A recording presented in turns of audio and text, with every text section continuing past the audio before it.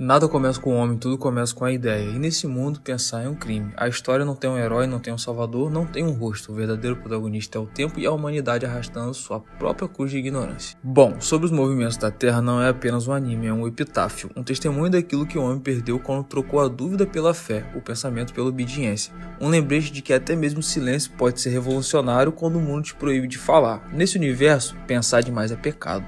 A curiosidade é vista como corrupção e o saber é uma heresia imperdoável, mas é aí que mora a tragédia. O conhecimento é, ao mesmo tempo, o fardo e o milagre da humanidade. Quem o busca, desperta, mas quem o desperta é condenado. Os personagens, ou melhor, os fragmentos dessa história, não representam indivíduos, representam eras. Representam o choque entre o que o homem é e o que ele poderia ser se não tivesse medo. Cada um deles é uma fagulha, um lampejo breve no escuro que ousou iluminar demais e foi queimado por isso. A cada episódio, o anime grita uma verdade amarga. O pensamento livre é o maior ato de coragem que existe. A humanidade sempre quis trocar o divino, mas teme olhar o próprio reflexo. E quando o homem se atreve a descobrir por si só, a tocar o real sem permissão, o sistema o apaga. É a punição por tentar ser mais do que o servo, por tentar ser Deus. Você está disposto a morrer pelo que acredita? Essa é a pergunta que ecoa não como filosofia, mas como sentença, porque Sobre os movimentos da Terra, acreditar é um ato suicida.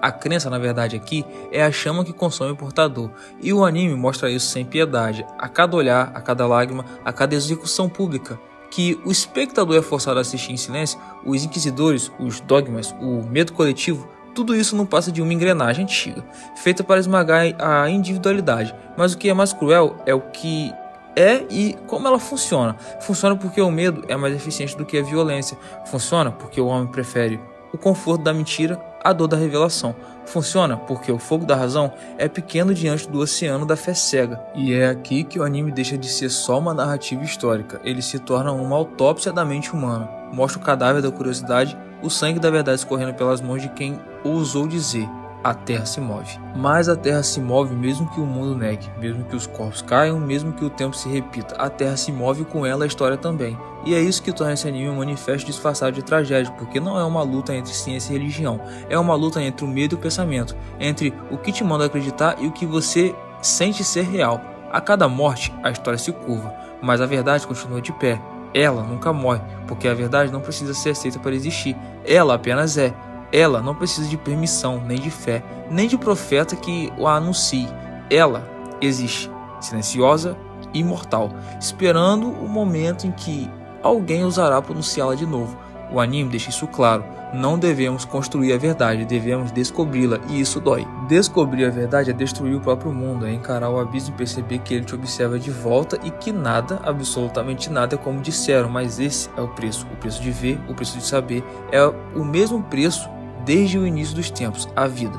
Os que ousaram desafiar o céu, queimaram. Os que questionaram o chão, foram enterrados nele. Todos deixaram rastros, fragmentos de corais espalhados pelo tempo, sementes que geminam toda vez que alguém pergunta por quê. E é por isso que a história é o protagonista, porque ela é o único que sobrevive ao esquecimento.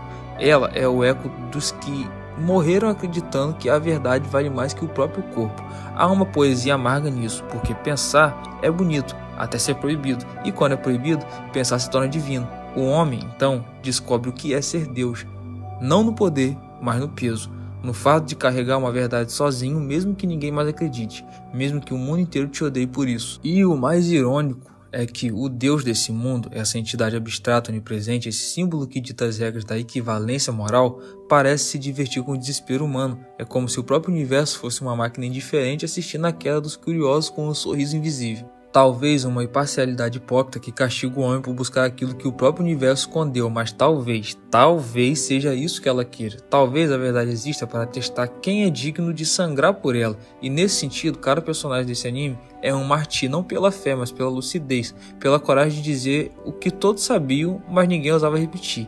Ela se move. 3 palavras, 3 sílabas que custaram vidas, mas que libertaram séculos. E é isso que o anime entende perfeitamente. A verdade não precisa de aplauso, ela só precisa sobreviver.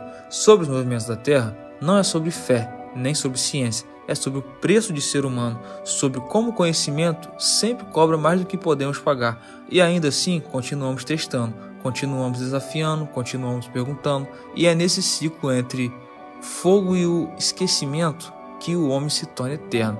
Porque enquanto houver alguém disposto a morrer por uma ideia, a Terra continuará se movendo. Compartilhe esse vídeo, porque esse vídeo merece, é bem filosófico e particularmente é de um tema que eu gosto bastante. Tamo junto e até o próximo vídeo. Deixa seu like.